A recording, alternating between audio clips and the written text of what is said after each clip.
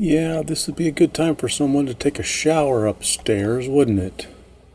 For crying out loud.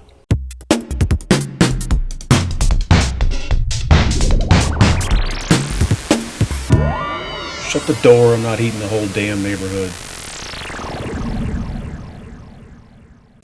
Hey everybody, welcome back to the Old Man Gamer Network. I am Combat Carl, and today we're going to talk about relics. What they are, how to find them, what you do when you find one, and how to avoid getting stomped on as you're trying to get to one. What is a relic? Think about Indiana Jones and the Temple of Doom. It is, for all intents and purposes, an archaeological site that you are going to go explore. There are rewards and riches inside of this relic, and here is the relic right here. This is what it looks like.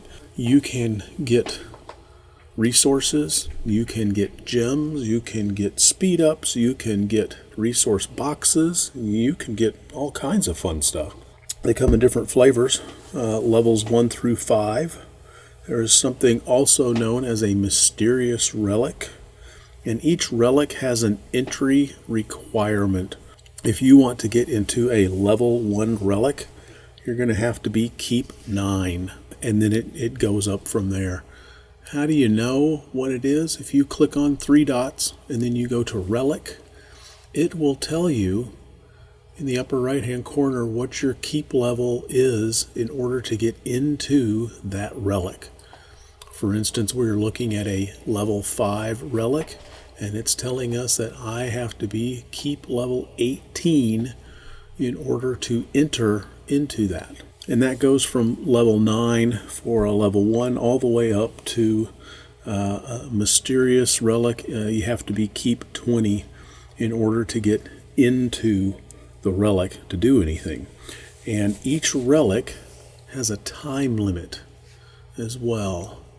Again, if you go to 3 dots and you go to relic, it's going to tell you how many points are in there, how much stuff is in there, how much has been harvested out of there, and then it will also tell you how long that relic is going to remain, and then it's going to disappear. In this instance, we've got 20 hours and 15 minutes left in that. If it's not all, if all the stuff is not pulled out of there by that time, well, too bad, so sad. You should have brought more people, and you should have stayed longer. So that's what they are, and that time range that goes anywhere from 2 days to 24 days. They can be open for quite a lengthy amount of time. So how do we find a relic? Well, you gotta get a map. And where do maps come from? Maps come from, well, monster drops mostly. You will also get them as rewards in different events. I believe you can get those in the Wheel of Misfortune, and you may be able to get those in, I'm not sure if the reward boxes from Fenrir's or Garuda's or winning SVS. I'm not sure if those get maps. I don't know that I've ever gotten a map out of there. That doesn't mean that it can't happen. It just means that I haven't seen it. And I haven't really gone through and looked at all the available rewards. So anyways, monster drops, Wheel of Misfortune, probably your biggest source of those. And what do they look like? Well, if we go here to items and then we go over to our special tab, these are the maps. And it will tell you this is a common treasure map. Use it to locate a level 1 relic to search for treasures. Now, if we click on the yellow eye, like we always do, it tells you killing monsters, monster drops. It's a monster drop item. Now, maps are like a lot of other things in EVONY. You can take common ones and turn them into higher grade items. In this case, I've got 4 of the level 2 treasure maps, And if I hit compose, it's going to take 3 low-level items and make it into a higher level item. We hit compose, and now we have a rare treasure map that goes up to level 3, level 4. Over here, an epic treasure map, level 5. You can use that to search for treasures.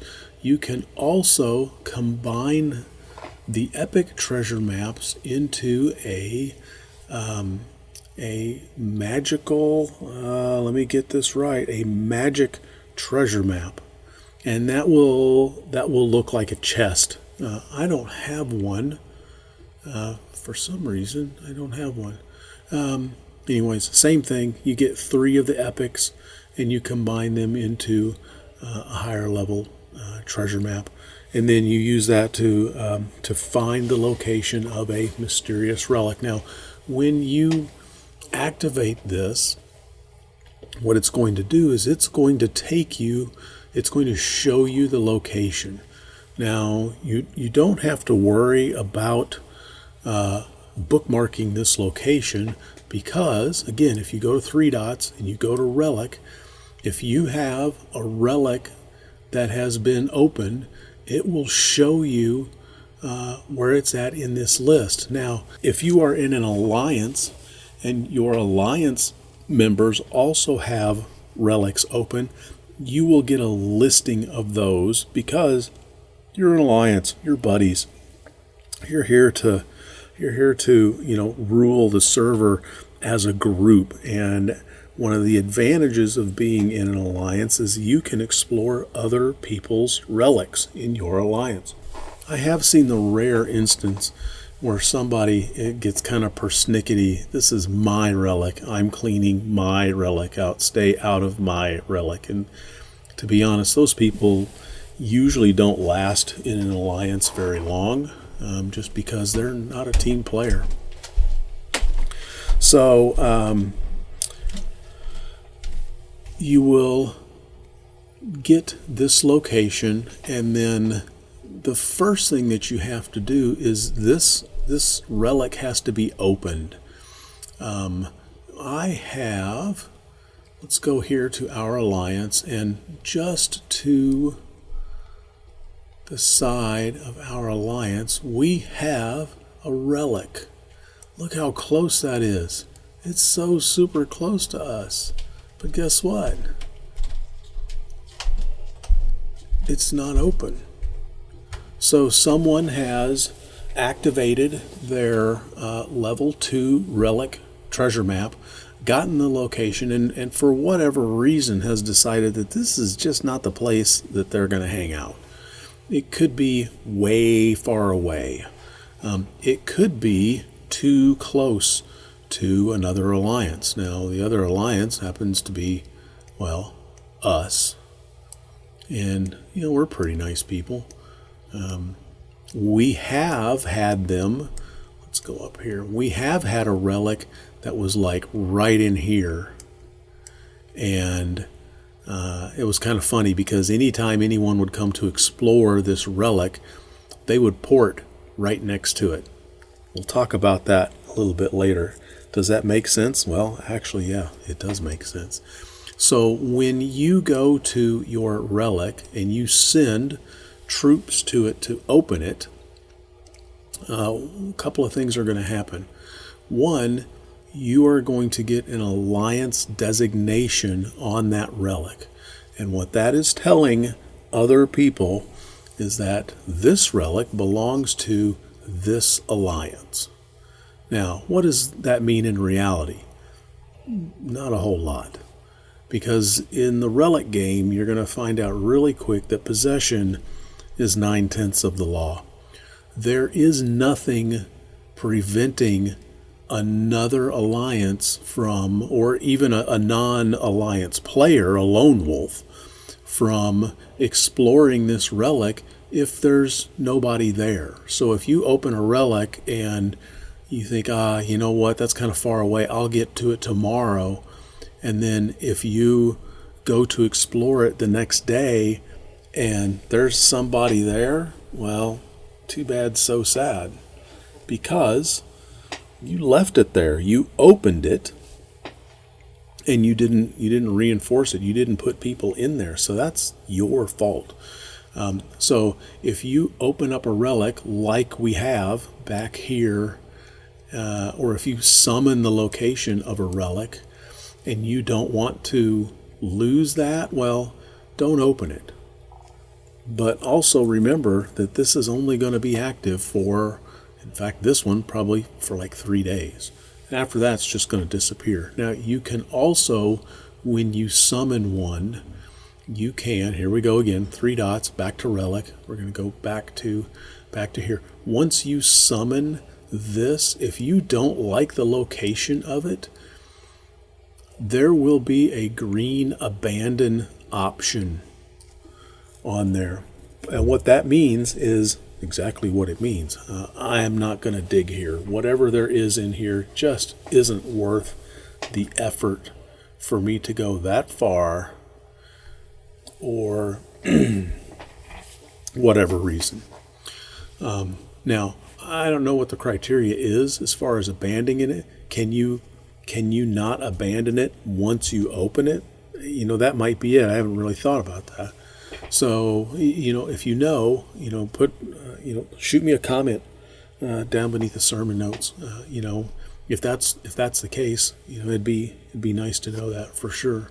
So if you have a relic and you want to keep that relic to make sure that it gets explored, you should probably keep somebody in it at all times.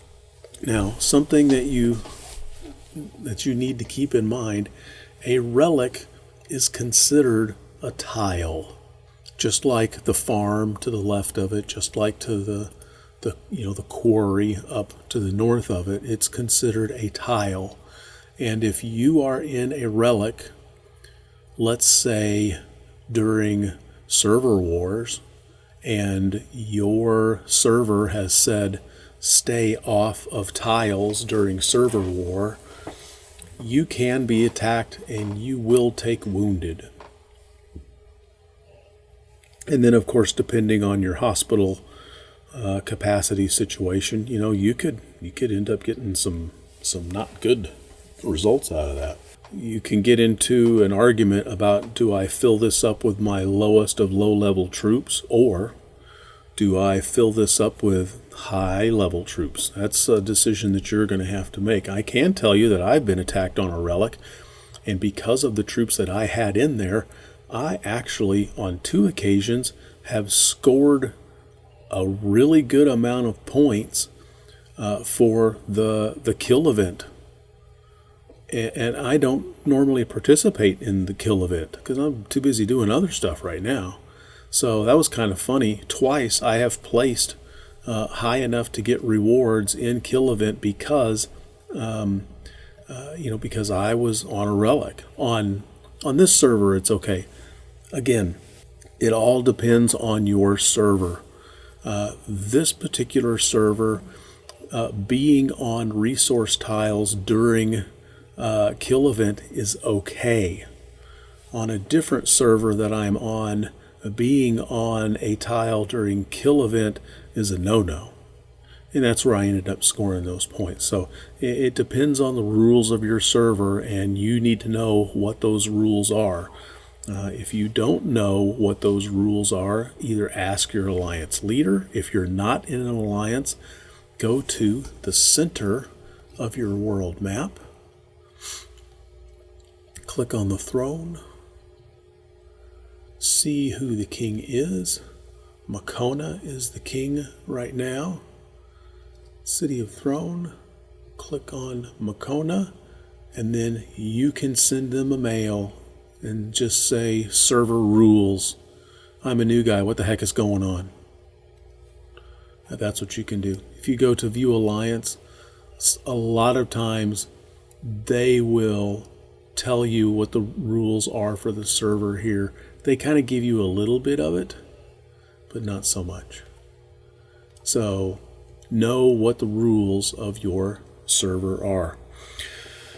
Now, since a relic is considered a tile, and a tile can be attacked, there are players who don't even mess with relics. I know a couple of keep 30 plus players who, when you talk to them about relics, they don't even bother. They also may think that the payoff is not as well, and there may be something to that. So how do you explore a relic? Because we know what a relic is. We know how to find a relic location. Well, now what do? Again, you'll go to three dots. You'll go to relic. You can either hit the go button, or, oh, look at this, somebody just opened up another relic in my alliance. This is a level 3 relic. You have to be level 12 in order to get in there. They have just now started exploring this because they've only got like 803K out of 15 million. And at the rate that they're going, it's going to take them 3 days and 13 minutes, or 3 days and 13 hours of the allotted 4 days and 17 hours to clear that out. My guess is there's one person, maybe two people in there.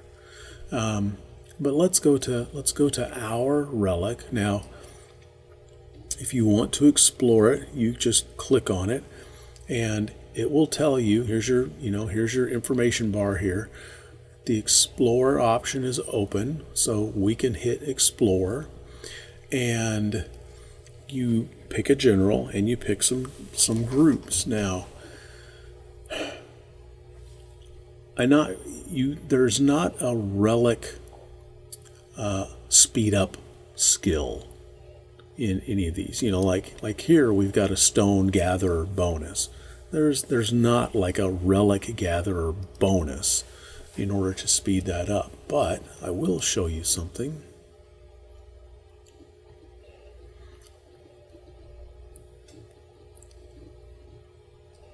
And this is another reason why I suggest strongly that you put very early in the game, don't worry about trying to acquire generals.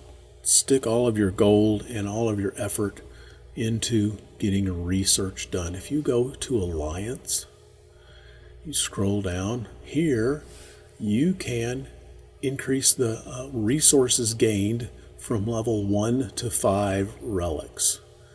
And you can see that you don't need a lot to do that. I'm working on this right now, and I'm kind of in the latter stages of it, and they're starting to take some time.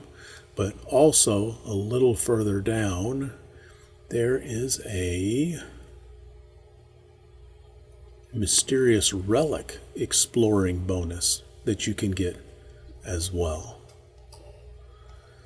So I am of the opinion, and that's exactly what it is, that I will send a full march to explore, and I try to send the elements that I have that have a higher load carrying capacity. I should probably sit down and do a test and see if that really makes a difference. You know what? Let's see.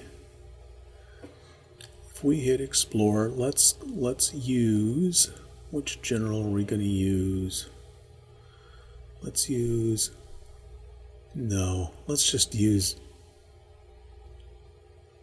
nobody. Okay, she doesn't have, all she has is this bonus, which is not going to affect anything. And she doesn't have any gear that's going to affect anything. So this is, and she's a level 1 too. So she has like absolutely nothing that's going to affect this. So this is going to automatically load with my top level troops, because that's how it generates when it auto loads. It takes from the top down. This is going to put us at 10 hours and 38 minutes. Just for fun, let's go down here and let's get a max troop load starting from the bottom.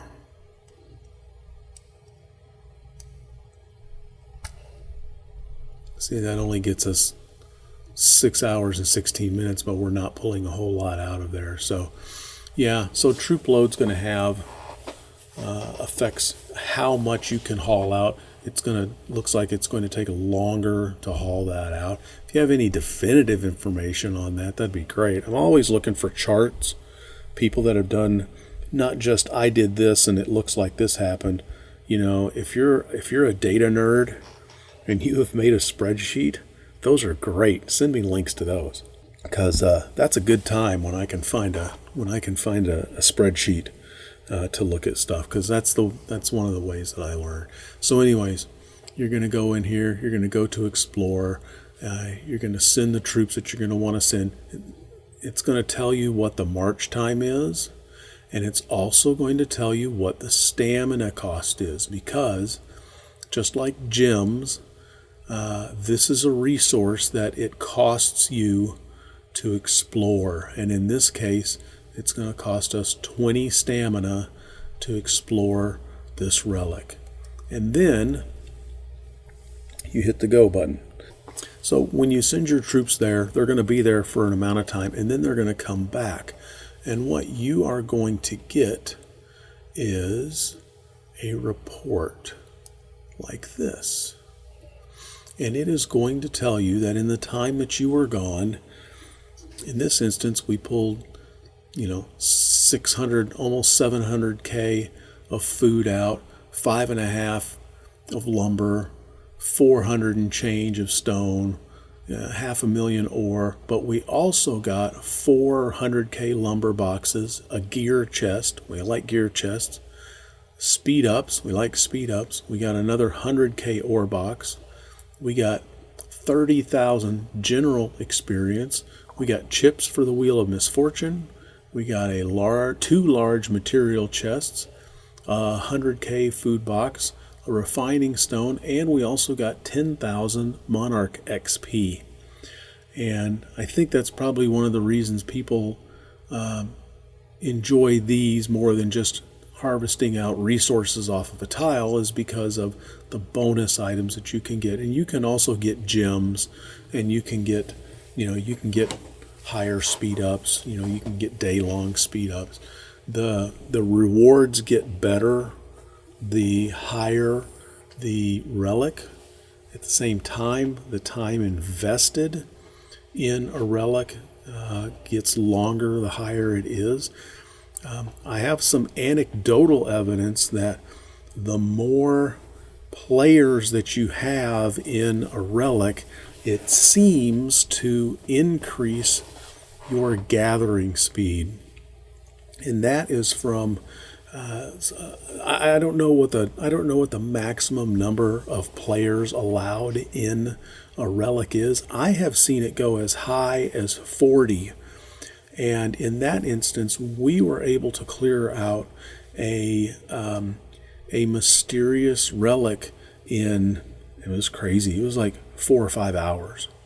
And we've got kind of a data nerd on that server, and he was saying that just from the numbers that he was looking at, it seems that the more players, meaning the more monarchs that you get in there, it looked like the rate seemed to increase. Now, whether that's true or not, I don't really know, because we didn't really sit down and do any kind of serious data logging and that type of stuff. But so that's the report that you will get when you explore a relic, and that brings us up to the problem of exploring relics.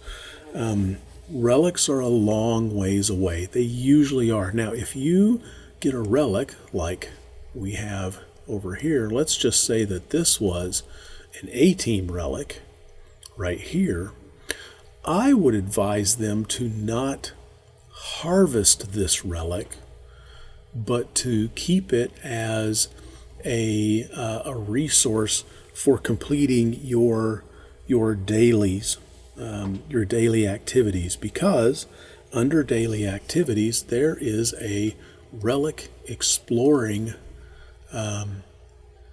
task, and it will tell us if we click on it, these numbers are somewhat misleading. You have to really go in and read this. This just says 5 points.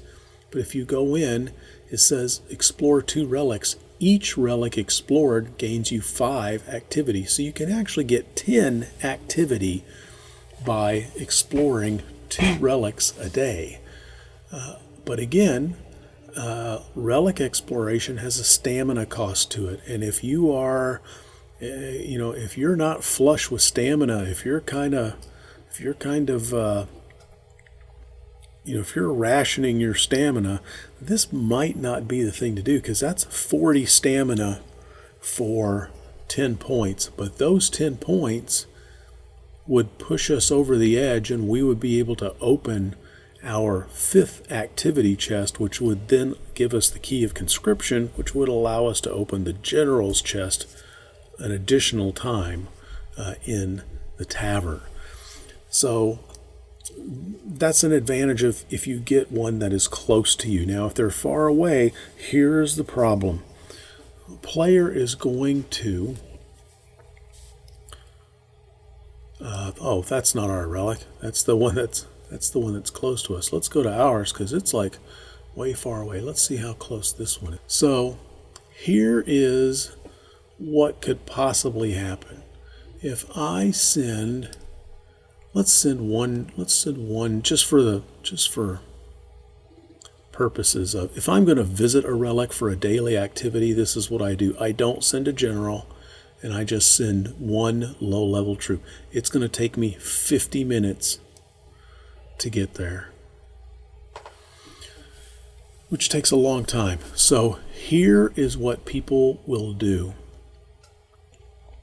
They will set this march, and knowing it's going to take 50 minutes to get there, and they will go away. Now, we advise people that when you are going to a relic, you should follow that march until it gets to that relic. And the reason for this is, I'm gonna blur this person's name out, because they're here just by chance, and I don't want to cast aspersions where no aspersions need to be cast. I am marching towards this relic. This relic happens to be a tile. If this person decides that they want to explore that relic, then if this is not occupied, they can march to it, and then it's just a race. Who gets there first? So his march is going to take about 7 seconds to get there. And now the rule that I have for relics is possession is 9/10 of the law. If I'm in the relic, it's my relic. It doesn't matter if it said AT1 on it, because if we go here, it says AT1 on it. But if there's no one in there, I could walk in there. This guy could walk in there. And again, we're not saying that this is what this guy's doing. This guy just happens to be here. So, but if he wanted to, he could explore that and occupy that. And here's where it can be, if you want to be a terrorist on your server, here's what can happen. If I'm here and I happen to be unbubbled, this turns into an attack. Let that sink in there for a minute. I am 50 minutes away. I initiated this march to this relic, and somebody, not this guy, again, this guy's totally innocent here. He's just the illustration. This guy, intentional or unintentionally, sneaks in here and occupies this while I'm still marching to it, and now this turns into an attack. And my understanding is if I am unbubbled, then I am going to attack this player, because you have to be unbubbled to attack someone. Now, if I am bubbled like I am now, then my guy's going to come here and just turn around and come back home. Again, that's my understanding. If you know different, put it in the comments down below, because I sure would like to know if you have experienced something other than this. But the danger is if you don't follow your march to the relic, someone can sneak in there, and they not just with a relic, they could do it with a tile. They could sneak in there and occupy it, and then you turn into the bad guy. Because what the report will show, the battle report will show that this person was occupying this relic, and you are the aggressor, even though you initiated that march before they did. You are now a tile hitter. And on many servers, depending on the rules that are in play at the time, tile hitters are no bueno. So, and then what'll happen is this guy is going to go cry in world chat that he has been hit on a relic by this player when you started this march. And let's be honest, you could have gone to the bathroom, or at peanut butter and banana sandwich time. Who knows? So you could have ended up attacking this person, although innocently. You weren't tracking this until it gets into your relic, and that's your fault. Okay. Now, if we click on this relic and we go to detail, it is going to tell us that our friend and alliance member is already in there. So that's not going to happen. So if you go to explore a relic and someone in your alliance is already in that relic, then I would say you don't have to be as cautious. I would shoot them a message and ask them if they're going to still be in that relic, for the next hour or so until you arrive, because you do not want to be branded a tile hitter. And that's relics are kind of fun, but at the same time, there is a downside to them, and you just have to be aware of that. And I will also say, I have seen this exact scenario plan out. I have gone to a tile, and we knew that we had an alliance on one particular server that I'm on that was, we noticed like four or five times in a row they're crying that they're getting hit while they're on a relic. So we basically set up a sting operation. We had a relic that was 500, 600, 700 kilometers away. We had someone start the long, slow march to that relic. We made sure that none of our members were in it, and we watched it. And sure enough, the knucklehead does exactly this. He ports next to it. Not this guy. This guy's completely innocent, okay? So let's no hate mail for this guy. Like I said, I'm going to blur this out so we don't find out what's going on here. But the victim in a number of tile hitting incidents would port in. There's a green line coming to this relic, meaning that someone is en route. This is very clear what this is. And then he would send his people into the relic. And now, when this person shows up, they become the attacker. It was done on purpose. It was also done during a period of NAP. There was a NAP in effect, and many of the people in that alliance that we were in let their bubbles down during an NAP. I personally don't. I don't think it's worth the risk because, let's be honest, there are too many idiots out there. But that was the scenario. They would see a green line going to a relic.